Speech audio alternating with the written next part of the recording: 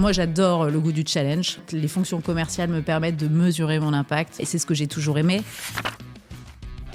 J'avais sollicité toutes les DG de toutes les filiales. Je leur avais envoyé un mail en leur disant voilà, j'aimerais savoir comment je peux évoluer. Et celle des US m'avait dit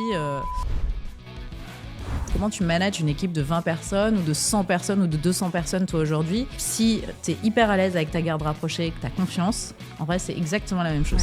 Donc il y a quand même vraiment ce truc d'aller dire aux femmes, oser demander. Il y a un truc aussi que j'ai pas mentionné et qui était quand même clé, c'est que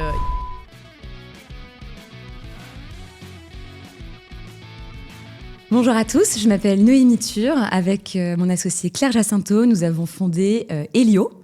Elio, c'est un cabinet de conseil en stratégie commerciale. Nous accompagnons les entreprises ambitieuses à structurer ou à restructurer leur force de vente. Grâce à Elio, nous avons la chance de rencontrer tous les jours des dirigeants et des head of sales d'entreprises merveilleuses, les plus belles entreprises du marché français. Et nous avons à cœur avec Claire de vous partager ces plus belles rencontres pour que vous puissiez vous aussi vous cultiver commercialement. C'est dans ce contexte que j'ai la chance aujourd'hui d'accueillir Mélissa Simoni. Bonjour Mélissa. Bonjour Noémie. Mélissa, c'est une boss lady, c'est une source d'inspiration pour moi. Je suis hyper contente que tu sois avec nous. Merci. On a besoin de profils comme le tien sur le marché, notamment le marché des sales. Mélissa, tu as vendu, tu as managé des équipes, tu as lancé des marchés pour des grandes entreprises de médias, notamment Lagardère, Hightech, Twitter. Tu t'es propulsée au rôle de country manager France et Benelux chez Twitch pendant quasiment 5 ans. Et après ça, tu es devenue directrice générale de Ores et de Digital Prod, qui sont 2 agences de post-production reconnues sur le marché. Super carrière, merci d'être là. Merci de m'inviter, je suis ravie d'être là également. Ça fait plaisir de réciter ce CV. Je te propose qu'on commence par ta propre présentation plutôt que mon résumé, pour connaître un peu plus qui tu es et voilà, plus mieux te connaître. Écoute, encore merci de me recevoir. Alors, je trouve que le CV, effectivement, que tu viens de décrire est très juste. Donc, j'ai là, depuis 1 an et demi, je dirige à la fois donc, Digital Prod, puis Ores France. Donc, Digital Prod, qui est une entreprise qui fait tout ce qui est production d'assets digitaux, et Ores, qui est une agence de publicité. Et effectivement, j'ai évolué à ce rôle de direction générale versus country manager chez Twitch. Donc, Twitch qui appartenait à Amazon. Là, j'ai basculé côté agence dans une entreprise qui est dans un groupe qui s'appelle European Digital Group. Donc, c'est une transition intéressante. En fait, je ne sais pas par quoi exactement démarrer, puisque tu l'as quand même très bien dit. Donc, j'ai évolué comme ça tout au long de ma carrière. Ce que je peux dire, c'est que toutes les bascules d'un poste à un autre se sont faites d'une part, soit par le réseau que j'avais développé. Ça a souvent été ça, en fait. C'est finalement jamais moi qui ai postulé à une opportunité, et ça démarre dès le départ, parce qu'en fait j'avais démarré dans les études de marché, dans tout ce qui était panel online à l'époque, et c'était des gens que je connaissais alors qu'on venait de me proposer un poste chez Danone, et en fait j'avais vraiment eu ce fit avec la personne que j'avais rencontrée, qui était le DG de l'entreprise à l'époque, et c'est vraiment d'une façon assez instinctive et intuitive que je me suis dit en fait c'est là où j'ai envie de travailler. Et en fait c'est vraiment ce qui m'a guidée tout au long de ma carrière. Il y a eu beaucoup d'humains qui a fait que j'ai eu envie d'être à cette place-là, que ce soit donc effectivement dans les études de marché, chez Lagardère Sport. Alors j'étais passionnée de sport, j'étais persuadée que j'allais m'épanouir énormément, et puis en fait finalement moins que prévu. Et puis j'ai basculé chez iMedia, où effectivement là j'ai développé toute l'offre publicitaire avec les équipes, où on vendait pas mal de sites internet. Je dirigeais une partie agence, et puis après j'ai managé une équipe. Après j'ai basculé chez Twitter, effectivement, et à chaque fois, c'est via des personnes que je connaissais que j'ai pu rentrer dans ces différentes opportunités. Twitter, où j'y ai passé 6 ans. J'ai eu 2 enfants aussi, parce que c'est vrai que j'ai mon parcours professionnel, mais j'ai aussi une vie personnelle, et les deux sont liés, bien sûr. Donc, j'ai eu mes enfants là-bas, et puis en fait, pareil, on est venu me chercher sur Twitch, et gros match avec la personne avec laquelle j'allais bosser, qui allait être mon manager. Et voilà, c'est vraiment c'est l'humain qui drive ma carrière avant tout. Incroyable. C'est marrant que tu commences par ça, parce que c'était une des premières questions que je voulais te poser. C'est Pourquoi est-ce que tu es resté pendant 15 ans dans des fonctions commerciales? C'est beaucoup d'investissements, c'est des rôles qui sont compliqués. Donc, je comprends qu'il y a de l'humain. Est-ce qu'il y a d'autres attraits, choses qui ont fait que tu t'es vraiment épanouie dans ces fonctions du coup, commerciales qui nous tiennent à cœur chez Elio? Ouais, bien sûr. Moi, j'adore le goût du challenge. En fait, les fonctions commerciales me permettent de mesurer mon impact beaucoup plus que d'autres fonctions. Et c'est ce que j'ai toujours aimé. C'est avant tout ce qui me drive. Et puis, c'était aussi dans le digital l'opportunité qu'on m'avait proposée à ce moment-là. Et je me suis extrêmement épanouie. Et puis après, j'ai continué de construire comme ça. Non, mais c'est vraiment le goût du challenge avant tout. J'ai toujours fait des sports de compétition. J'ai toujours voulu le max dans ma vie en général. Et du coup, c'était là-dedans aussi que j'allais. Donc, c'est le goût du challenge dans la fonction commerciale qui t'a animé. Tout à fait. OK. Ouais, vraiment. Super intéressant. Et du coup, il y a plusieurs pans de ton parcours qui m'intéressent particulièrement et que j'aimerais qu'on discute aujourd'hui. Comment est-ce qu'on passe d'une fonction de direction commerciale à une fonction de direction générale? Parce que tu as quand même un profil atypique qu'on n'a pas encore reçu chez Elio. Ouais. Et c'est vraiment ce passage de je dirige du revenu et maintenant je dirige tout. Ouais. Est-ce que tu peux nous raconter les différences, ce que tu apprends et peut-être tous les conseils que tu as pour les gens qui nous écoutent et qui ont envie de faire un move similaire au tien? Ouais, bien sûr. Je pense que déjà, c'est toujours un objectif que j'ai visé. Que, effectivement, je m'épanouissais dans les fonctions commerciales, mais que je voulais plus parce que je voulais mieux comprendre comment fonctionnait l'entreprise. Et c'est ce qui me poussait à tendre vers ce rôle de direction générale. Donc, j'avais cet objectif dès le départ. Et après, je pense que de toute façon, c'est le business qui drive une entreprise. Oui, bien sûr, il y a la gestion. Tu peux être un bon gestionnaire d'entreprise et c'est très bien. Mais ce qui fera que ton entreprise sera successful, c'est les nouveaux clients que tu vas lui apporter, l'écoute des clients qui va te permettre de créer les offres qui seront adaptées à leurs besoins. Donc pour moi, en fait, et d'ailleurs, je trouve que c'est intéressant, c'est une tendance qu'on voit, je trouve, de plus en plus, c'est-à-dire d'avoir des dirigeants d'entreprise qui sont à la base des sales, qui viennent avec un réseau, qui viennent avec du business.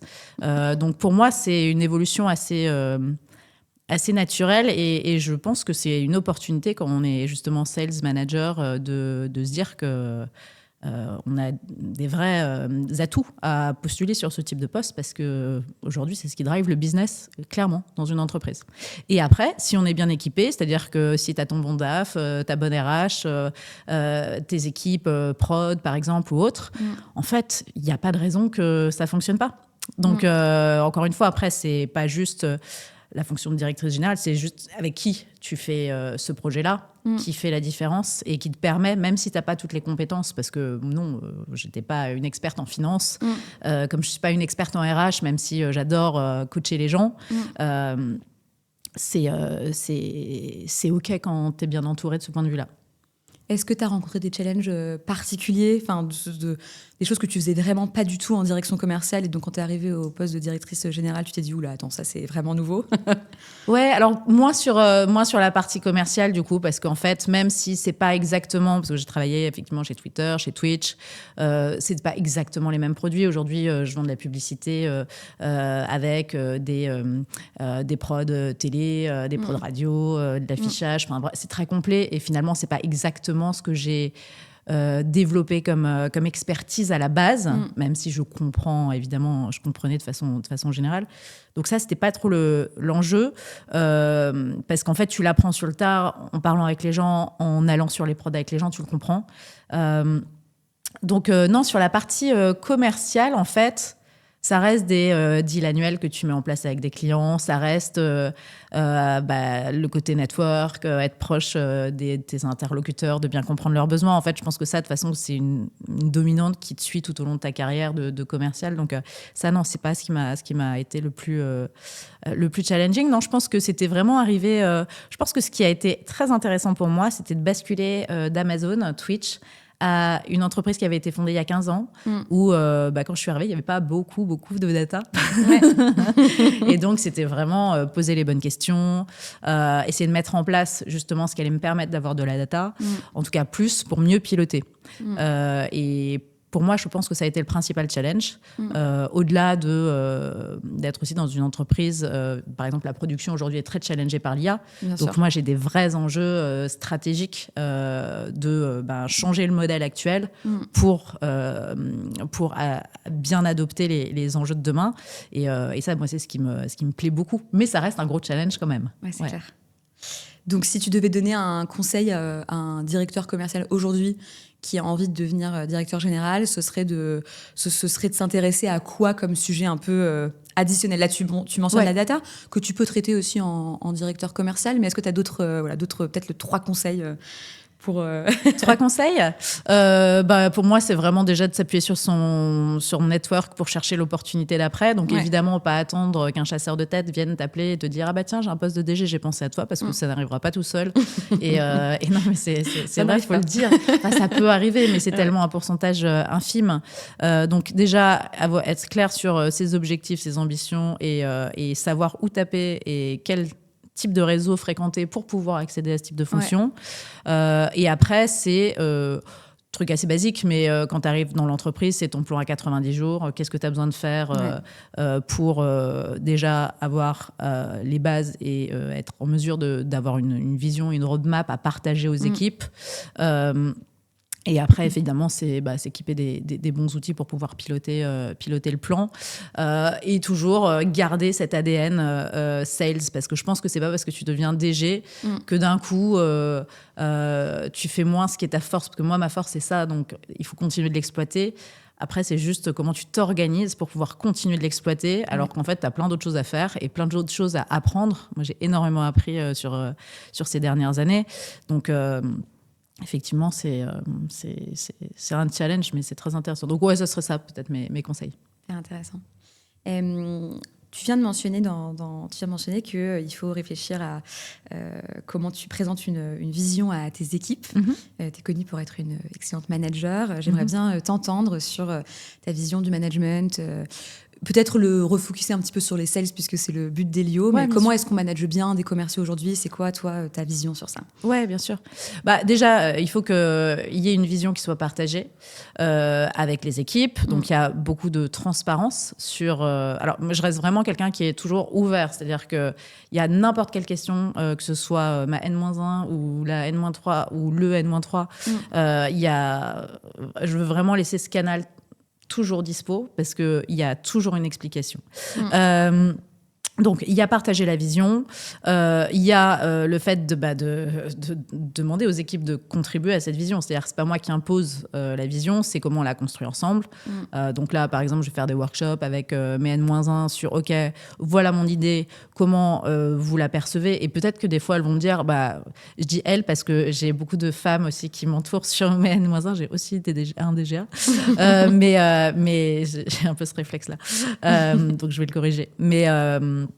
Mais donc, comment on y va ensemble. Et des fois, les personnes ne sont pas alignées et c'est complètement OK. Et du coup, ça me fait changer le plan. Et ça, je suis hyper à l'aise de le faire. C'est-à-dire que moi, ça ne me pose aucun problème de me dire « Ok, tu n'as pas la bonne vision. » Et donc, en fait, eux qui sont plus experts que toi et qui sont plus sur le terrain, savent. Donc, on aligne et je pose beaucoup de questions. C'est vrai que pour les équipes, moi, ce qui est essentiel, c'est qu'on vienne toujours me voir avec une solution. C'est-à-dire que j'ai un problème. OK, mais qu'est-ce que tu ferais ? Je ferais ça. OK. Et c'est là où je tranche. Moi, je ne suis pas là pour leur dire ce qu'ils ont à faire. Ouais. Ça, c'est vraiment pour le b.a.-ba. Donc ça, c'est vrai que j'ai toujours travaillé avec mes équipes, mais peu importe mon évolution, que j'ai une team de 3 personnes ou de 50, à chaque fois, je vais leur demander de venir avec des solutions. Et jamais, parce que sinon, je ne réponds pas, en fait. C'est pas à moi de trouver la clé. Et parce qu'après, ça leur permet de le faire de leur côté, de prendre des automatismes et finalement de plus avoir besoin de me poser des questions parce qu'elles savent faire. Donc ça, c'est hyper important. Et puis après, je pense que c'est trouver le bon degré entre être là, mais aussi laisser l'indépendance nécessaire aux personnes pour qu'elles puissent s'épanouir dans leur job.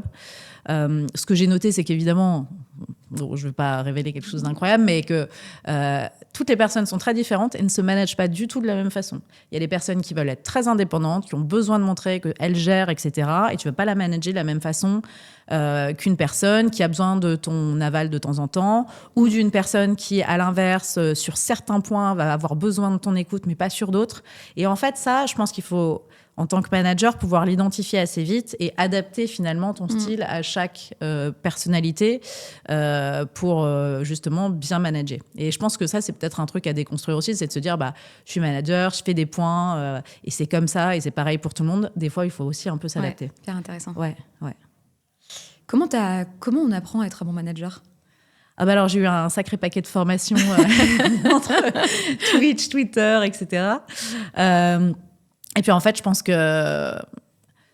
Moi, je pense que la clé, c'est vraiment quand j'ai pris la tête de Twitch, où finalement, j'ai recruté toute l'équipe. Parce que j'ai ouvert le bureau, j'étais seule au début dans notre WeWork. Et en fait, je l'ai vraiment fait à mon style et j'avais envie que les gens se sentent à l'aise et justement aient cette indépendance, capacité de prendre des décisions pour avoir un bon impact sur le business. Et finalement, j'ai un peu... Je pense que j'étais un manager beaucoup plus authentique chez Twitch que chez Twitter, où finalement... Là, j'avais tout l'espace et j'ai fait un peu l'application des techniques qu'on m'avait enseignées au fur et à mesure. Ouais. Et ça a pris, j'ai vu que ça marchait. C'était le labo, quoi. Exactement, c'était le labo. Mais tu sais, quand j'étais chez Twitter, c'était intéressant parce que je me rappelle que le DGA à l'époque m'avait dit, tu vois, t'as une équipe, franchement, vas-y, teste des trucs parce qu'en fait, après, plus tu vas évoluer dans ta carrière, moins tu pourras tester des choses et puis les équipes sont plus importantes, etc. Et je me suis dit, ouais, c'est vrai, il a raison. Donc, j'avais justement fait évoluer mon style un peu à ce moment-là parce que je me disais que j'en aurais besoin pour la suite et c'était très intéressant. Et ce qui m'a permis chez Twitch justement d'être très naturel dans la façon de le faire. Et je pense que c'est hyper important d'être très naturel aussi parce que les équipes le voient. Donc si tu leur racontes n'importe quoi, elles vont le voir. Donc quoi qu'il en soit. Et puis après, c'est resté mon style. Et après, j'ai envie que les gens s'épanouissent aussi dans le boulot, soient heureux. Donc c'est vrai que je donne aussi un peu de ma personne dans tous ces moments-là. Ouais. C'est intéressant. Je pose toujours des questions sur un peu les top 3 pour essayer de Bien sûr. attraper la force Mélissa Simoni. Ouais. Si tu devais te caractériser en 3 mots sur ton style de management, j'ai entendu transparence, j'ai entendu beaucoup de mots, mais voilà, ce serait quoi ton récap ? Ouais, ce serait confiance, hyper important. Enfin, c'est la base, vraiment la base de tout. Si tu me la fais à l'envers, après ça passe plus. Ouais. Et vraiment. Donc tu la donnes au début et tu la perds. Ou tu la gagnes, tu la perds. Je pense que j'ai vraiment une grosse phase d'observation où je vois comment évolue la personne. Et puis, en fait, après, la confiance, ça se construit dans le temps aussi. Bien sûr. Donc, et puis, une fois que j'ai confiance en la personne, s'il y a un truc qui me déplaît, je suis très, très directe là-dessus. On en reparle. Et puis, en fait, des fois, je me rends compte, parce que la base, c'est aussi la communication, que des fois, ma perception était erronée ou à l'inverse, qu'effectivement, il y avait quelque chose à rectifier. Mais ouais, j'ai plus tendance à, du coup, la construire, la donner. Par contre, si à un moment, on me fait un truc dans le dos, ça ne fonctionne pas. Et là, du coup, on va devoir reconstruire une phase. Mais globalement, ça m'arrive rarement. Donc, confiance, transparence. Évidemment, l'équipe doit exactement comprendre. En fait, si mon management, il est bon, j'ai pas besoin de leur mentir sur des choses. S'il y a des choses que je peux pas leur partager, parce que ça existe, tu vois, tu fais, par exemple, à ton budget 2026, il y a plein de chiffres qui, des fois, ne les concernent pas directement, ou des budgets, d'autres dirigeants qui sont intégrés dans ton BP, etc. Et c'est OK, mais tu leur dis que ça, non, tu peux pas leur montrer, tu leur donnes les raisons. Mais voilà, encore une fois, je pense qu'il faut pas vouloir cacher les choses. Donc, c'est comme ça que les équipes, elles seront embarquées dans ton projet. C'est la transparence, confiance, transparence, et puis optimisme et ambition, j'ai envie de dire. Moi, je regarde jamais. Bien sûr que le contexte économique, il est pas bon, etc. Mais si en fait tu te dis, tu te cherches des excuses en permanence, tu vas jamais arriver à tes trucs, donc à tes fins. Donc pour le coup, moi, je regarde pas trop les choses sur lesquelles j'ai pas la main, et on trouve surtout des solutions. À fond. Ok. Ouais. Hyper intéressant. Est-ce que tu sens une différence quand même entre manager des sales et manager tu vois, par exemple, ton codir chez Ores, c'est quoi la différence pour toi entre les sales et un codir ? Bah, il y en a pas tant que ça, je trouve. Ah ouais, ok. Ouais, parce qu'en fait, c'est encore une fois, c'est le management de l'humain et des des objectifs. Et des objectifs. Ouais. Alors après, c'est vrai que les objectifs, tu vois, entre un créa et un sales, ça n'a rien à voir. C'est clair. Mais comprendre ce qui les drive, comprendre ce qui fait qu'ils s'épanouissent au travail. Une fois que tu as compris ça, que ce soit objectivé, chiffré ou beaucoup moins, c'est ce qui te permet de faire avancer les gens. Le mécanisme, ouais. Exactement. Ouais, ok, intéressant. Et je trouve que c'est intéressant parce que justement, quand j'étais chez Twitter, je m'étais vachement questionnée sur comment je deviens DG, qu'est-ce qui manque, etc. Et du coup, j'avais sollicité toutes les DG de toutes les filiales aux US, APAC, etc., en Asie. Et puis, je leur avais envoyé un mail en leur disant, bah voilà, j'aimerais savoir comment je peux évoluer et est-ce qu'on peut prendre 30 minutes pour en parler. Et tout le monde m'avait répondu de façon positive. Et donc, j'avais eu des tips. Et notamment, celle des US m'avait dit... je lui avais dit, mais comment tu fais de passer d'une équipe, comment tu manages une équipe de 20 personnes ou de 100 personnes ou de 200 personnes, toi, aujourd'hui ? En gros, comment tu sais que tu peux le faire ? Et elle m'avait dit, en fait, si tu es hyper à l'aise avec ta garde rapprochée, que tu as confiance, en vrai, c'est exactement la même chose. Ouais. Et c'est vrai, c'est exactement la même chose. C'est si tu fais confiance à tes équipes qui elles-mêmes managent 50 personnes, franchement, c'est un bon tips et elle avait raison. Incroyable. Comment tu t'entoures des bonnes personnes ? Ah, bonne question. Écoute, c'est vrai que chez Twitch, l'avantage, c'était que je suis arrivée, j'ai pu construire toute mon équipe. Donc, génial parce que hyper complémentaire, hyper diverse. Et puis, en fait, tu savais exactement la personnalité qu'il fallait mettre pour que ça continue de fonctionner avec cette bonne dynamique.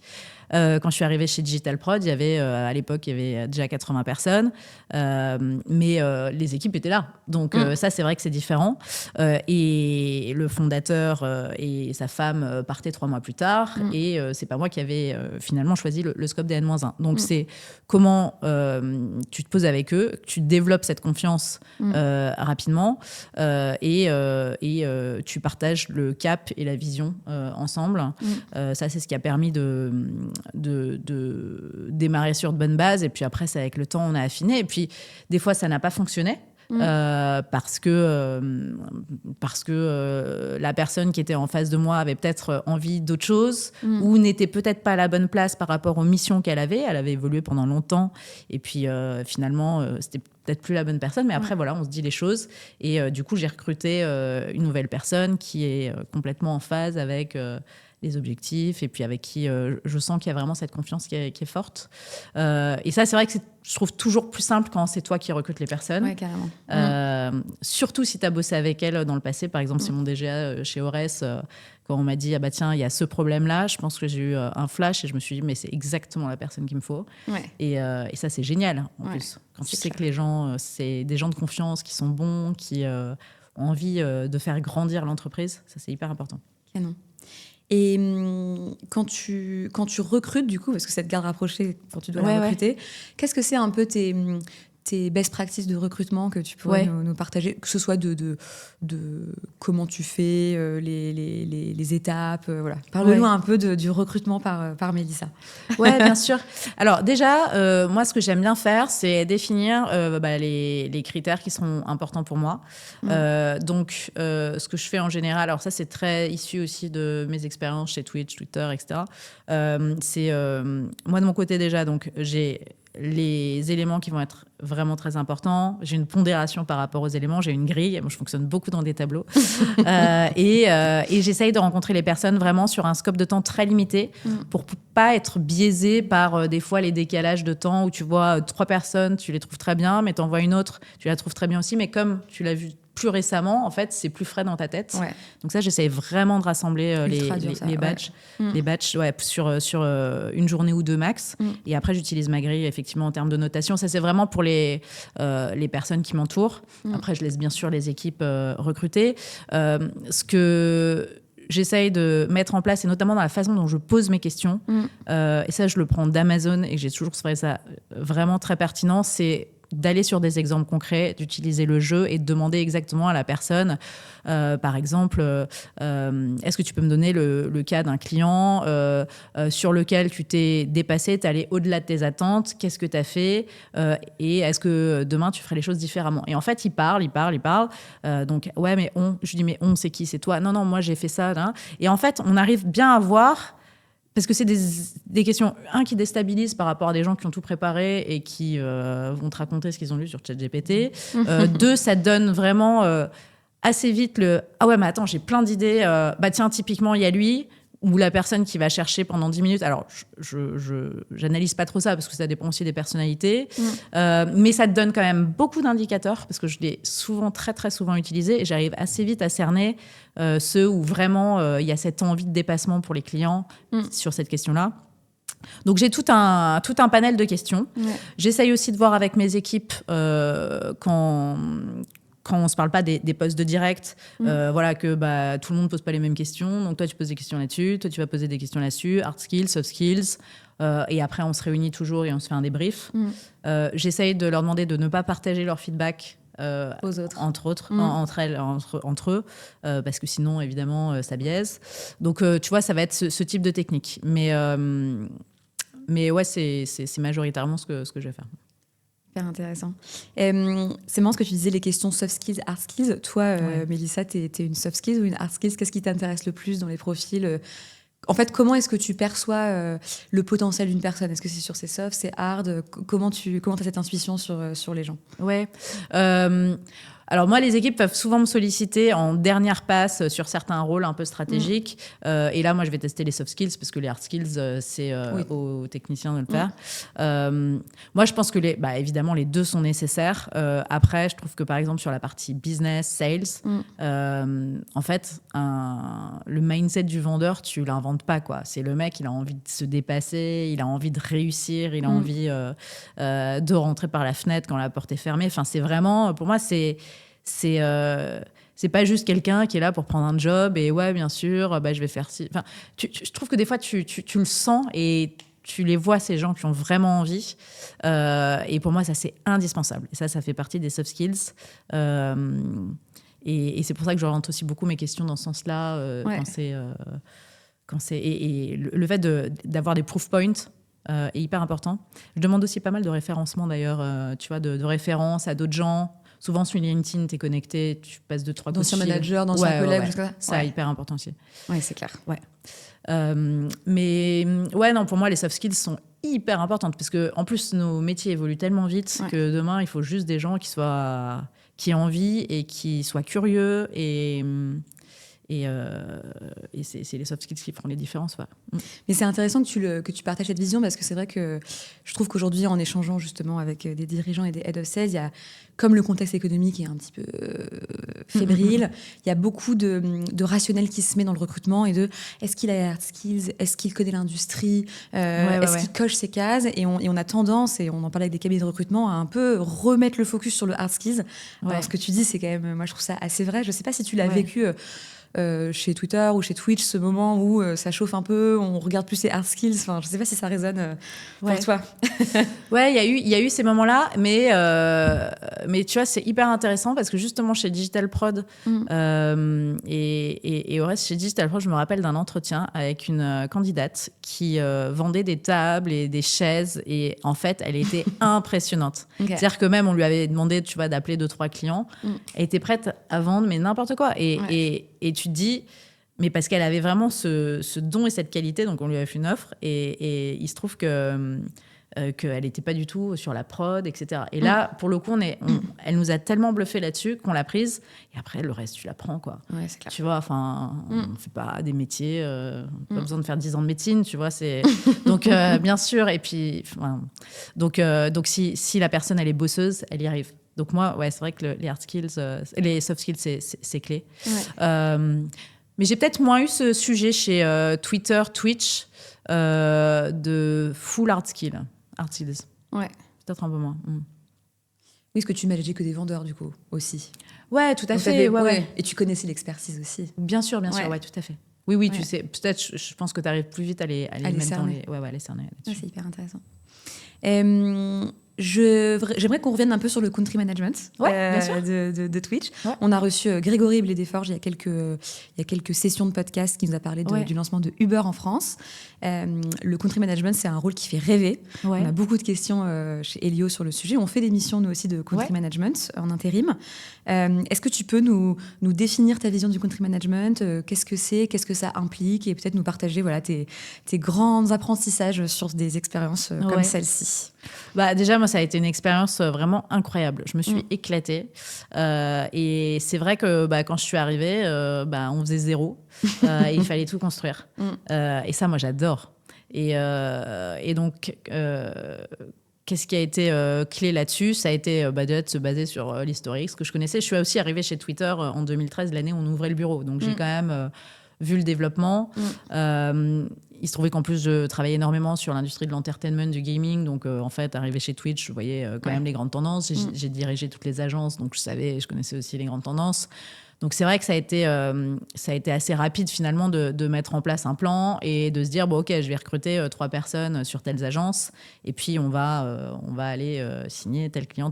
Donc, j'avais quand même une très bonne connaissance du marché, ce qui m'a aidé à mettre les premières pierres, notamment, c'est vrai que Twitch est quand même très Gen Z, mais aussi très gaming, donc j'avais les bonnes connaissances pour.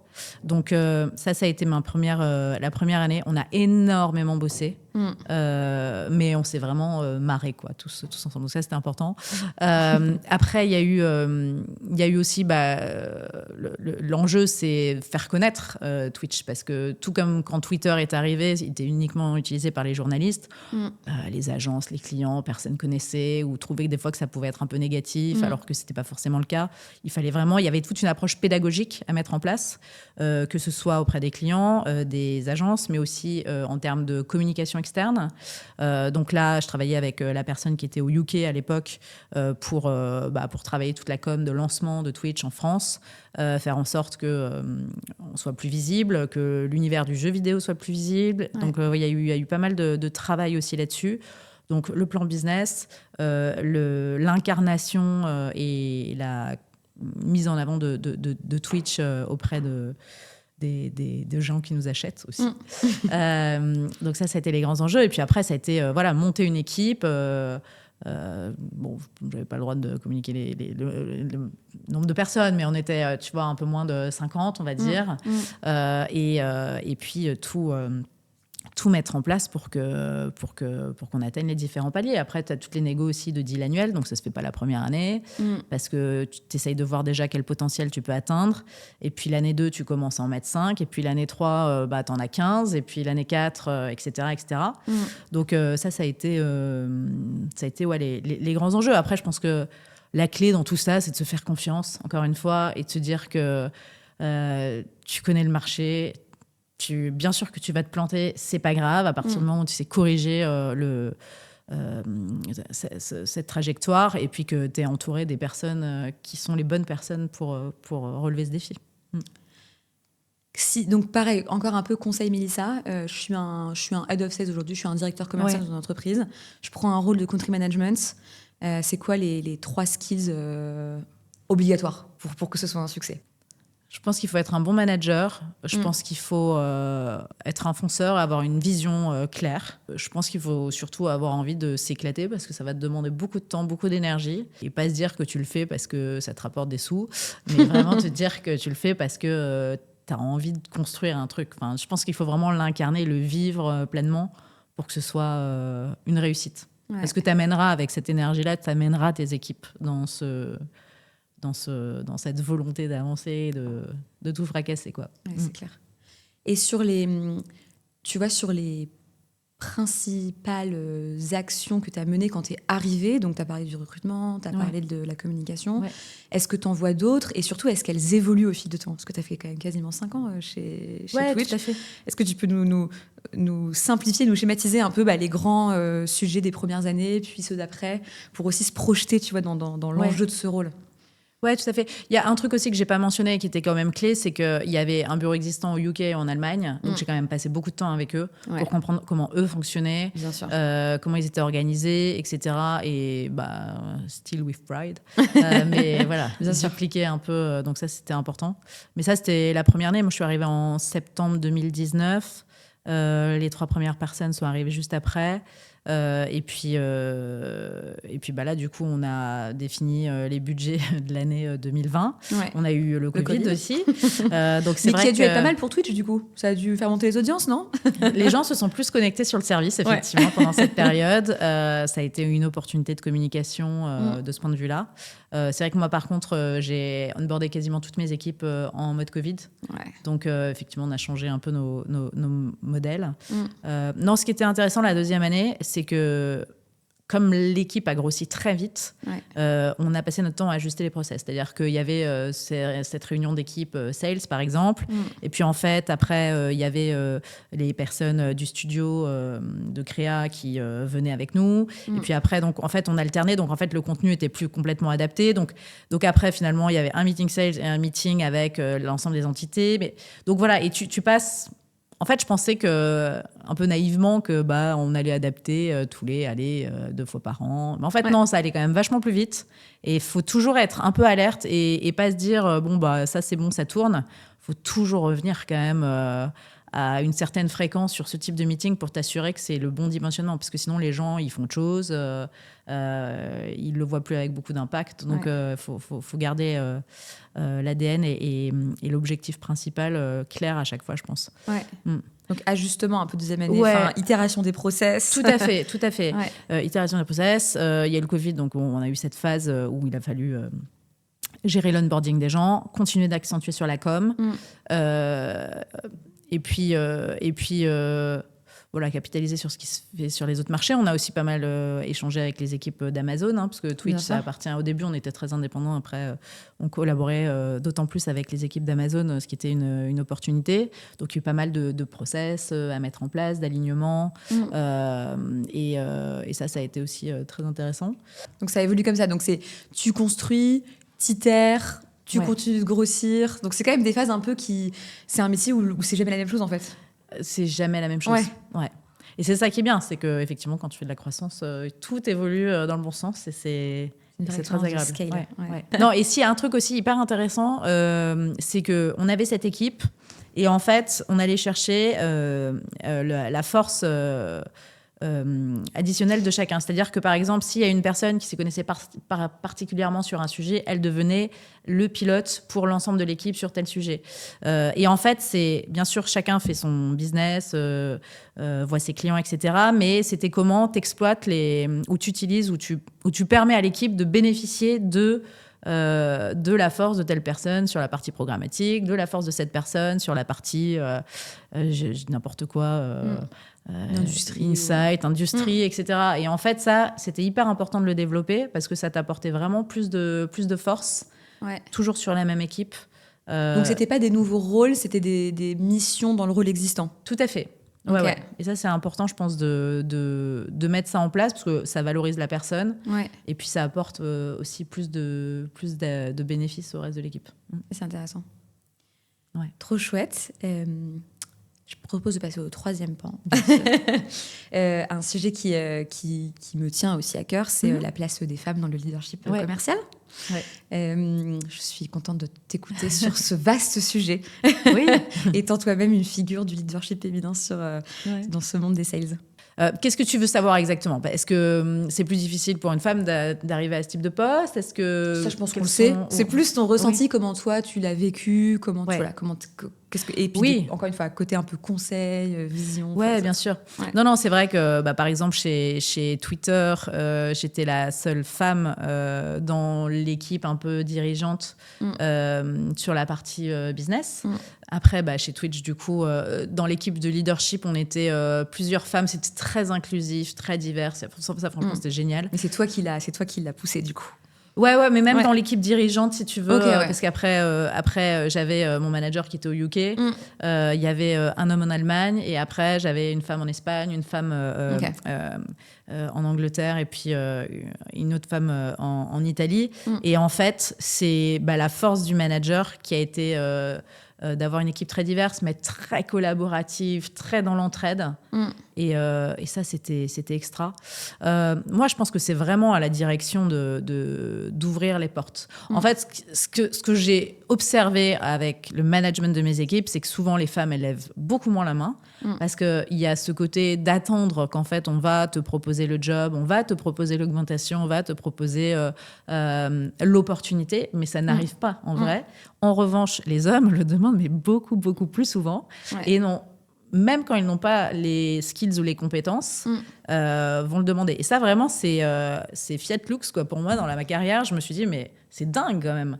Donc, il y a quand même vraiment ce truc d'aller dire aux femmes, osez demander. Enfin, n'attendez pas que, ce qui n'est pas toujours dans les schémas qu'on nous a appris ou qu'on s'est posé ou les barrières qu'on s'est mises. Donc ça, c'est quand même super important. Et par exemple, tu vois, sur Twitch, évidemment, j'ai foncé quand on m'a ouvert la porte en me disant go. Pareil, tu vois, quand je suis arrivée chez Digital Prod sur Ores, on m'a parlé de l'opportunité, j'ai dit go. En fait, et j'avais appris ça justement dans une formation chez Twitter, parce que je l'idée aussi chez Twitter, tout ce qui était on va dire l'assaut Women at Twitter, et notamment pour Twitter France. Et donc, il m'avait envoyé à une formation spécifique, et la personne qui l'a délivrée avait dit c'est juste que vous sachiez, quand on vous offre une opportunité, imaginez, c'est un super truc, ça va vous demander des efforts, etc. Votre boss vous la propose, les hommes disent oui direct, et les femmes, vous allez dire ok, faut que je regarde comment je vais m'organiser, etc. Elle dit, vous ne faites pas ça, vous prenez le truc et après vous voyez. Ouais. Et tu vois, quand il y avait Digital Prod et après il y a eu Ores, je venais de démarrer, il y avait plein de choses encore que j'avais besoin de mettre en place. On a intégré un studio de prod, etc. Donc, c'était déjà très chargé. Et en vrai, dans ma tête, je me suis dit, mais je ne vais jamais y arriver parce que je n'ai pas la bande passante. Et en fait, je me suis dit oui. Et bien sûr, j'ai dit oui. Et après, je me suis organisée pour. Et j'ai mis les bonnes équipes en place pour réussir. Mais je pense que ça, c'est un vrai biais féminin qu'on a, où on va dire, attends, faut que je vois, faut que j'en parle. Alors, bien sûr qu'il y a une organisation. Mais sur le coup, si tu veux montrer ta motivation, tu dis oui, et puis tu trouves toujours des solutions après si c'est vraiment ce que tu as envie de faire au fond de toi. Hyper intéressant.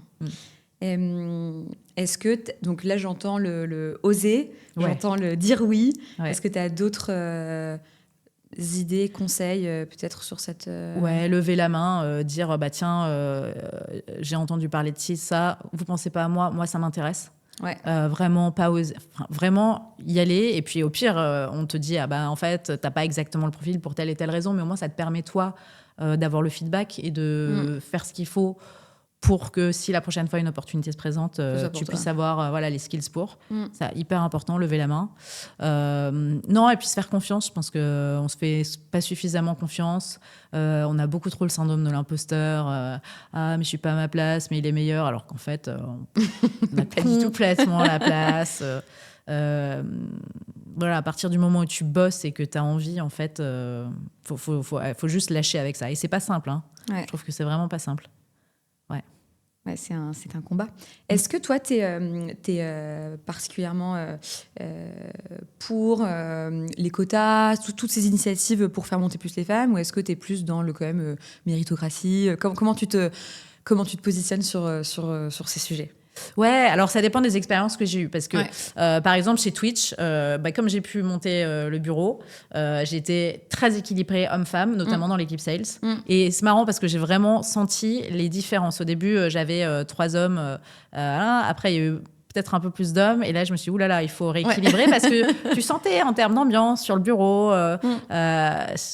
Et j'ai vraiment senti que ça fonctionnait parfaitement quand il y avait un bon équilibre. Donc pour moi, ça, c'est vraiment la clé. Après, je suis arrivée chez Digital Prod, il y avait 95% de femmes. Ok. Et ça, c'est hyper intéressant. Marrant. Voilà, donc on remet un peu plus d'hommes dans la machine, on va dire ça comme ça. Et c'est très bien parce que je pense que c'est vraiment l'équilibre qui fonctionne bien, le mix. Après, ça fonctionne sincèrement très bien aussi avec toutes ces femmes parce que je pense qu'il y a aussi la personnalité, la culture d'entreprise, ce que toi, tu envoies en termes de moteur en tant que dirigeant, c'est hyper important. Et c'est ce qui façonne ta culture d'entreprise in fine. Ouais, bien sûr.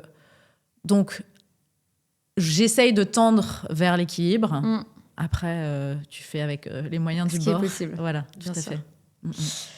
C'est presque déjà la fin de ce podcast, Mélissa. Temps libre pour toi, pour peut-être un dernier mot pour nos auditeurs sur tous les sujets. Ton meilleur conseil pour des head of sales qui nous écoutent. N'importe lequel. N'importe quel conseil. Le petit mot de la fin. Ouais, soyez clair avec la façon dont vous voulez construire votre carrière. Je pense que moi, tu vois, je me dis, si demain, je veux atteindre tel objectif, qu'est-ce qu'il me faut pour atteindre quel objectif? Et en fait, tu construis une sorte de roadmap temps en disant, tiens, je veux ça à ce moment-là. Qu'est-ce qu'il va me falloir comme étape? Parce que on peut attendre que les choses se passent et puis en fait, il se passe jamais rien. Donc, comment tu construis finalement l'objectif d'évolution de carrière que tu veux? Ça, pour moi, c'est clé. Et ça, c'est pour ça dans la vie aussi. Si demain, tu veux t'arrêter de travailler à 50 ans, qu'est-ce que tu fais pour, tu vois? Et comment tu l'écris et comment tu le draftes et comment tu t'assures que tu suis cette courbe, tu vois? Et ça, je pense que des fois, après, c'est ma personnalité, des fois, je pense qu'on peut se laisser un peu porter par les choses et en vrai, faut garder le contrôle. Faut garder le contrôle, ouais. Faut garder le contrôle, mais il faut y aller, il y a de la place pour tout le monde et c'est l'envie aussi qui drive tout ça et le boulot. Merci beaucoup, Mélissa, pour ton temps. Avec plaisir. Pour ce 4e podcast et à très bientôt, j'espère. Merci.